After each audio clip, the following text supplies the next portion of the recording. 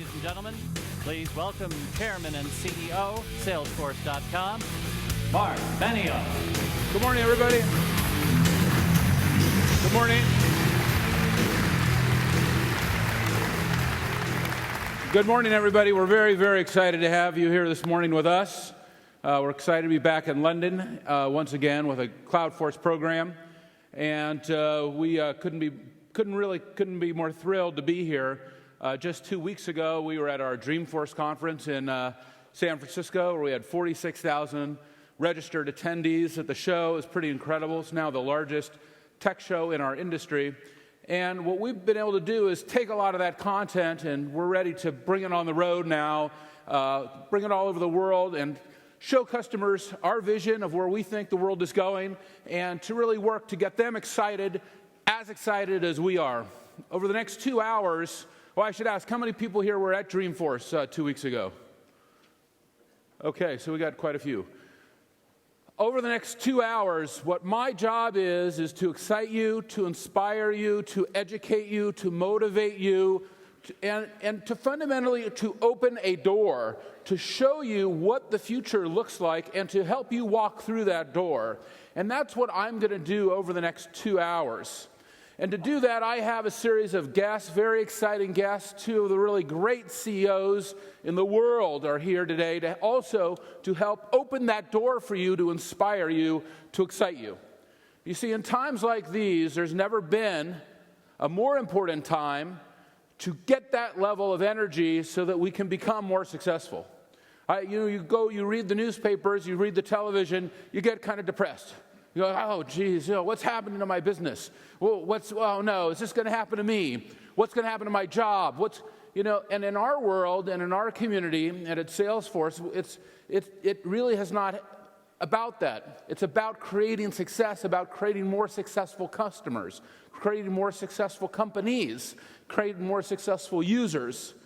And that job, that idea of creating success and making you successful and showing you how to be successful during these times, that's our job. We feel like that is our job. I feel very strongly that my job today is, by the time I get off this stage 2 hours from now, I will have given you new tools, new ideas, new concepts, new notions, new capabilities to help you become more successful than ever before. Now, I realize it's a difficult time. But even in difficult times, there are companies and there are individuals who are massively successful. And my job is to make sure that our customers are those. My job is to make sure those customers who have chosen this path with us achieve great levels of success, achieve great levels of performance. And that's what I'm going to work to do. It's happening at Salesforce. You know that. You've seen how we've transcended it, and we're going to show you how to transcend it as well. That is our job today over the next 2 hours. Now, when we set out to put together this Cloudforce London, we got this large hall here in London. What we didn't realize was we were going to sell it out in 2 days. So we have another program tomorrow, which is also sold out. And we had to shut off all registrations about 10 days ago, which would have been the biggest registration period for a conference like this traditionally. So we have over 7,500 people registered to attend this 2-day event. And we've opened it up online for online viewers. We probably have another 5,000 to 10,000 people watching us online as well who weren't able to come and be with us today in person.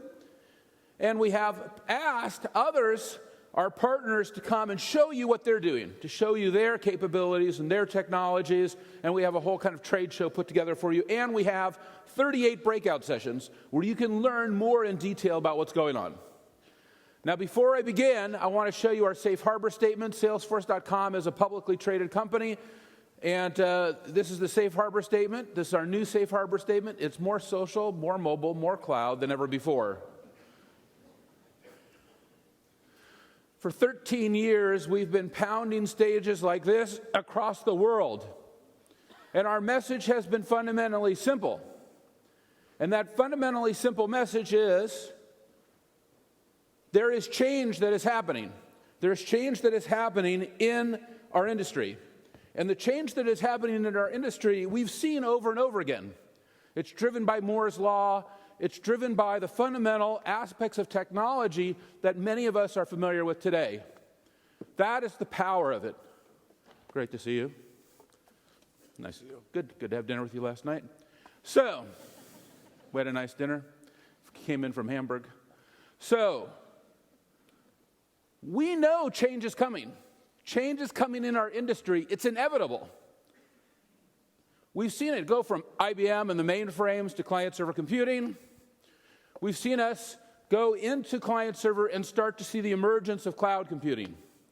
We know that it's going to happen. We know that shift is going to happen. It's why I started the company 13 years ago. And when you align with the change, and when you anticipate that the change is coming, that's when you can say, okay, we can link onto that change. And the change can drive you and move you forward. Here's some of our performance since we decided to make that change. So when we decided to make that change, we've been able to achieve the first cloud computing company now to do over $2 billion this year. We have more than 100,000 customers. I know a number of them are in the room with us today here in Europe. And we do now 36 billion transactions a quarter for our customers. It's incredible. We'll do 500 million complex transactions for our customers today. And when we decided to take that new technology model and that new business model, we said, okay, we're also going to take a new philanthropic model. So we took 1% of our equity, 1% of our profit, and 1% of all of our employees' time, and we said, we're now going to take that, we're going to give that back automatically. That was very easy at the time when we started the company. We had no equity, we had no profit, we had no time. It was very easy, actually. But today, actually, we have some. So we've been able to give out 12,000 nonprofits, 270,000 hours of community service. We've given out $24 million so far in grants. How many nonprofits are here in the audience today? Can you stand up if you're with a nonprofit or NGO here in the local community? Would you stand up and be recognized if you're with a nonprofit or NGO?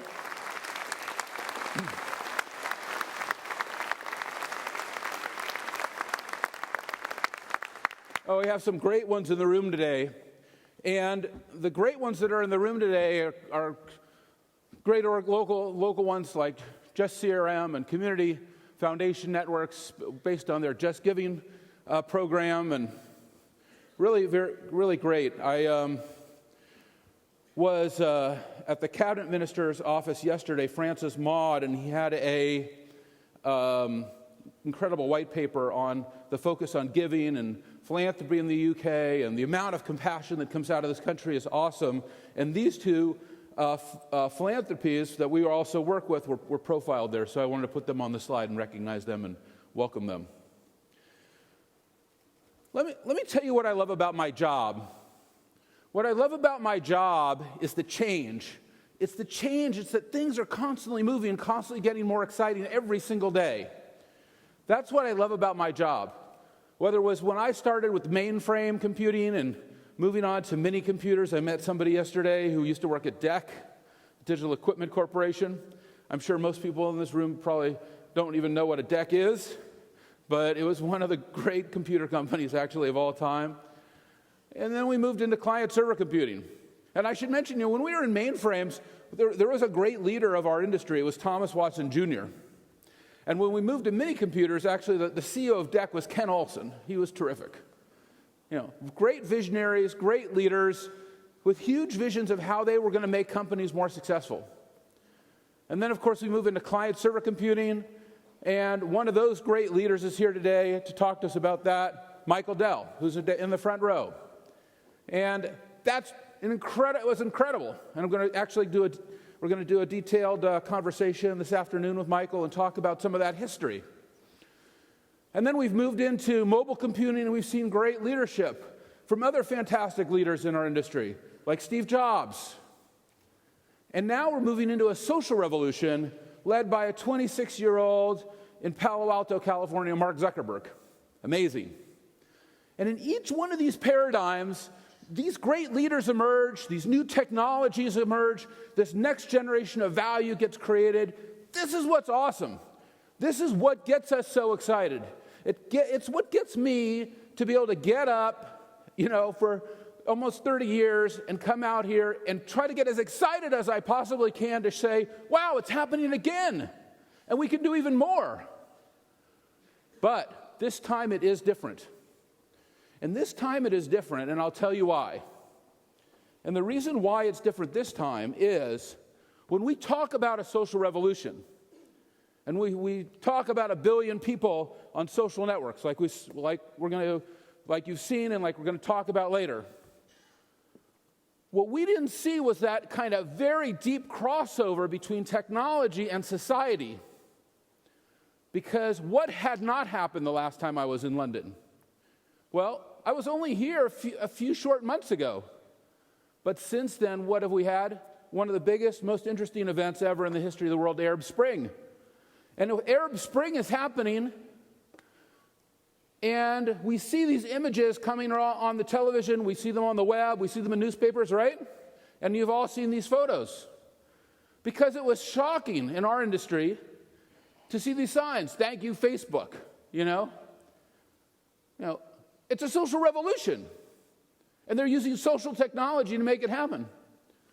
Now, we have a lot of great leaders in our industry and a lot of great technology, but we didn't see thank you, IBM. We didn't see thank you, Microsoft. But here we are with thank you, Facebook. That's amazing. And that's a huge shift. It's a huge sign, it's an indicator that something amazing is going on with this social revolution. Something that we really didn't understand before. And to me, this is a huge wake-up call. This is something that corporations have to pay attention to. I keep asking the question, and I just read the cover story in Forbes last night. I've asked this question, if there's an Arab Spring based on this social revolution, will there be a corporate spring? Is there going to be a corporate spring? We've seen these dictators fall inside of these countries, but will we see our dictators fall inside our companies? And you know who you are. So,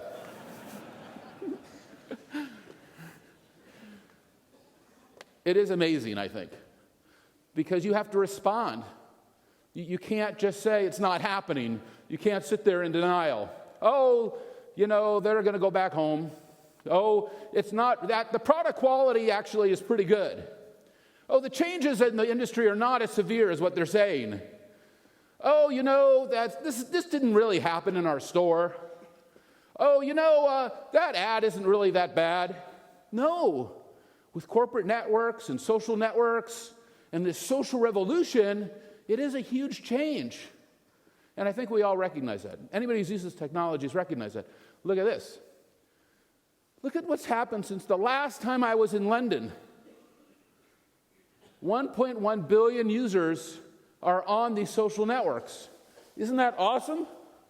More than email users. Let me ask you, in this room, how many people here are either on Facebook or Twitter? Raise your hand. Yeah. You guys, you know what I'm talking about, right? And the other thing that's awesome about this is that in this social revolution, look at this. Facebook is eating the web. You used to be all excited about www. whatever. Here are my HTML pages. Here's this. I'm going to do my e-commerce. It's not as exciting anymore because everybody's moving on Facebook or in Twitter, and that's where they're spending their time, on the social networks. That's incredible. So we have to think about F-commerce, and we have to think about what does this mean in terms of everybody knows what I like. Mark Zuckerberg has changed that word forever in our English language. Like. What does it mean? Look at this. The web is shrinking. 4 hours per month on Facebook. That's a lot of time for users. Incredible. Compared to the rest of the web. So I actually, my alma mater, USC, was playing this weekend. And we had an ad on television. And at the end of the ad, it goes, oh yeah, USC, right on. Yeah, we're going to win this game. And yeah, you want to find out more about USC, go to www.usc.edu.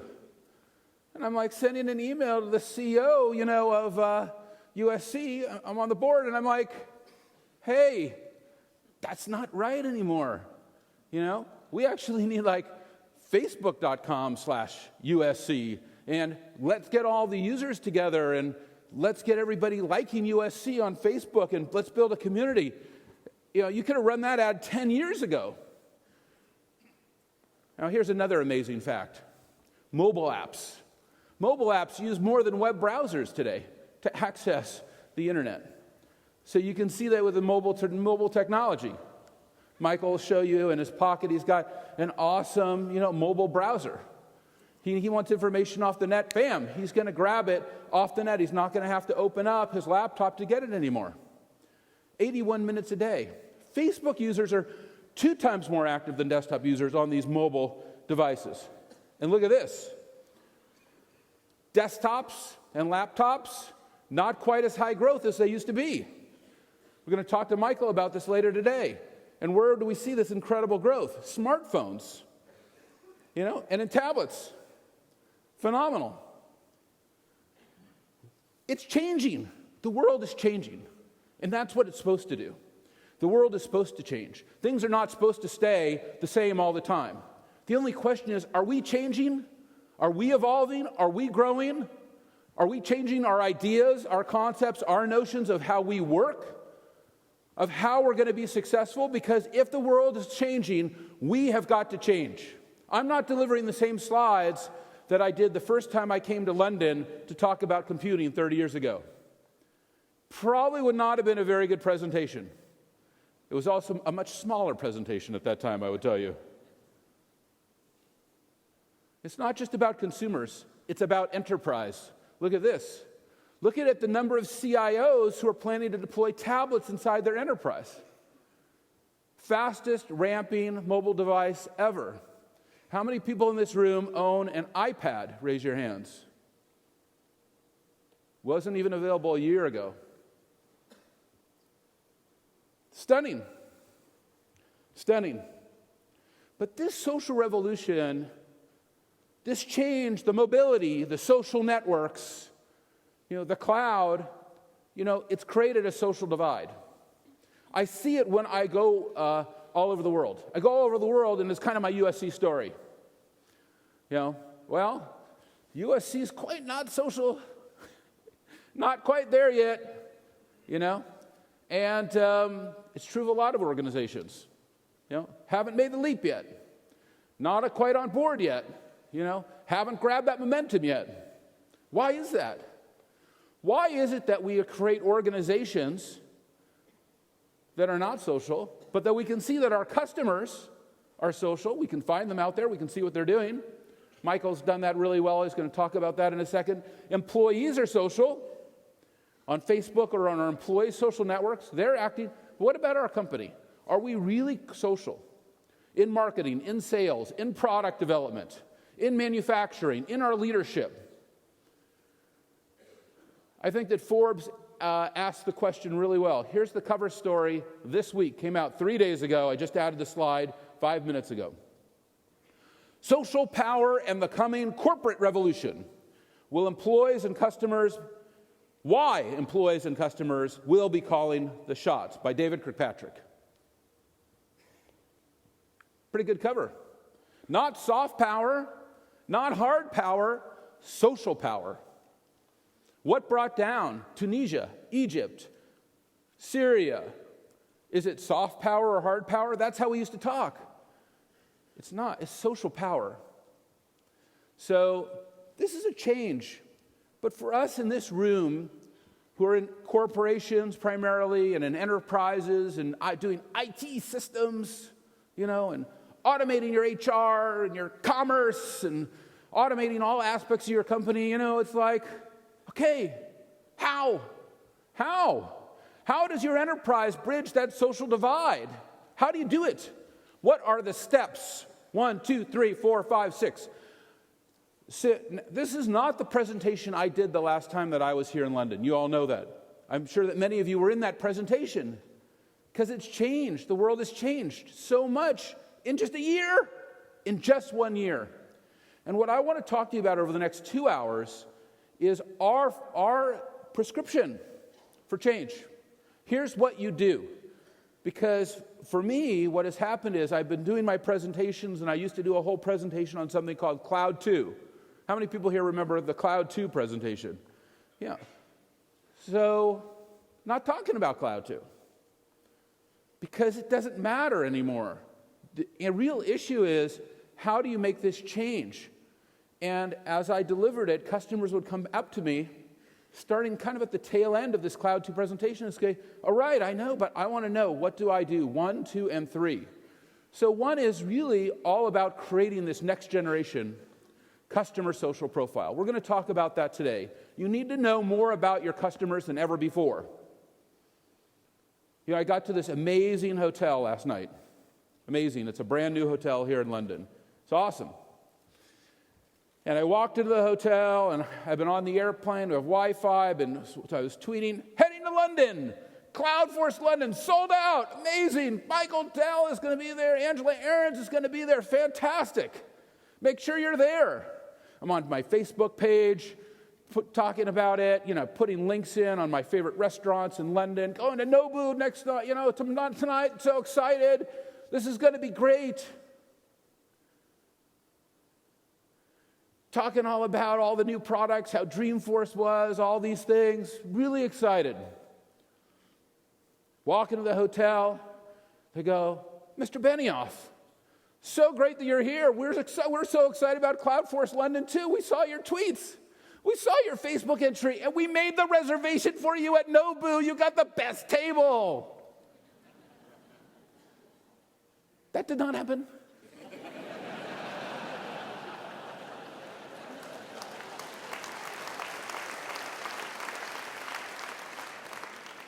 You know that did not happen. What happened? Here's your room, sir. Oh, nice to see you. How was your flight? Where did you come in from? I'm from San Francisco. It says it on the passport. Oh, okay. Thank you. You can know more about customers than ever before, right? There's tons to know about customers, more than ever before. But are you just keeping track of their address and their phone number, and their name? Or are you keeping track of their Twitter handle, their Facebook handle, their tweets, their Facebook entries? Are you monitoring what's going on in the social networks? Are you paying attention? Are you creating a social customer profile? Are you really looking at that? We're going to look at that. We're going to show you how to do it. We're going to show you why it's important. And then 2, how do you enable your own employees so that guy, that individual at the desk can then action that information?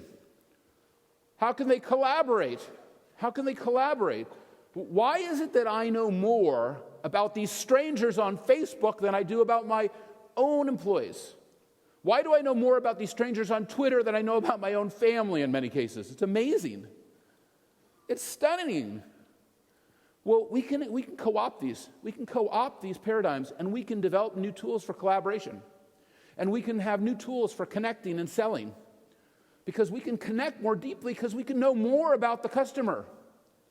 And service and engagement. Customer service isn't just about resolution of the case. Well, I've got a problem and my motherboard has got the chip loose and I don't know what I'm doing. First of all, they're not calling you. Second of all, they're probably getting help from somebody else. And third is, do you know that that's happening? So that you can spot quality issues before they turn into something. And we work with a lot of really interesting companies. I'm going to talk to you about our work with Toyota. That's been a major issue for them over the last couple of years. And finally, can we build custom applications that are social and mobile and that enable our employees to act in this new way? And it's probably not with our traditional tools and traditional databases and traditional application servers, our Oracles and DB2s and WebSpheres and WebLogics and all that, because they were all built before this stuff happened. So how do we build these great new apps? And then step 3 is, now I've got my customer data, I'm enabling and empowering my employees. Am I building a customer social network? Am I bringing all my customers in with me? Am I collaborating with my customers? And what about my products? I'm going to talk to you about this car we designed with Toyota called Toyota Friend. The car is social. Said to the CEO of Toyota, if you have a Toyota Corolla, Toyota Corona, Toyota Tacoma, what about a Toyota Friend? He has this great new car coming out. It's electric, but it needs to talk to you. I'm ready. I'm charged. I'm ready to go. Oh, the tire is low. The service station is available a block from here. I'm going to talk to you about Coca-Cola, the work that we're doing, creating new kinds of integration between their fundamental vending machines and their work on Facebook. Coca-Cola is the #1 fan page on Facebook, 33 million fans on Facebook. Now deeply integrating that into a corporate social network. Pretty awesome. And so how do you do that with social marketing? I'm going to show you a great example from Disney. Listening and analyzing. Michael Dell is probably a huge leader in this area. He's built the world's first social media command center. Awesome. We're going to show you that. I have a video of Michael showing it off in Austin, Texas. He monitors everything that's going on the social networks. And products and partners, including your partners, including your distributors, including your dealers, and getting your products to be social. In fact, we have a customer in TerraSys, and at our Dreamforce show, they announced a switch that is social. It's on Chatter. We showed the switch. So the products are on the social network. You saw it also. We have a customer in the clothing industry who makes outdoor wear. They're putting it on the network, so when you're on your Facebook page, you'll see, this is the temperature, where Marc is, and this is the interior temperature of Marc. So maybe too much information. I don't know. Okay. All of this is really based on the cloud. It's not about more software, not about more hardware. That's not really what we're talking about here. It's about ease of use. It's about rapidly being able to take this technology and do something with it. And automatic upgrades, automatic updates, pay-as-you-go, logic and data portability, any devices. It's about democracy. It's about a new economical model that we need in a new economical time. And it's about a new environmental policy, too, because there is no greener technology than multi-tenant systems. They are the greenest. And if you want to look at that, you can see at green.salesforce.com, and you'll see that data. But as I've gone around the world, and as I've done all these things, and oh boy, I'll tell you, I've been talking about this cloud thing for 13 years, and going, oh yeah, the cloud is coming, and it's fast, it's easy, it's open. It's democratic, because one of the things, I used to come to London, and only, very rich companies would come, big IT budgets. I'm like, with new company, more democratic. How many people in this room have less than 1,000 employees? Raise your hands. Yep. How many have more than 1,000 employees? Raise your hands. Wow. See, half and half. Amazing. And that idea of democracy, it means that it's not about mainframes, as my former boss thinks it is, because it's not. So beware of the false cloud, because it is not efficient, it is not economical, it is not democratic, it's not for small and medium and large, it is not environmental. It's none of those things. It's the same old thing. So as we've gone around the country, we talked to you, we've inspired you. Since I saw you last, I have been on a lot of different places. Here's my travel schedule, a little bit busy. And people always say, well, how did you come up with this presentation? Where'd you come up with that? Where'd you come up with that? And talking to customers just like you, at events just like you, I try to spend as much time as I can talking to the customer, and we hear this need. And what is the number one need? The number one need we hear is, how do I delight my customers in a whole new way? How do I delight my customers in a whole new way? They have more choices than ever before. They have more pressures than ever before. They have more stressors than ever before. We have more competitors than ever before. We have a more difficult economy than ever before. How do I delight my customers in a whole new way? And delighting customers is knowing who they are and what they, as Mark Zuckerberg says, like.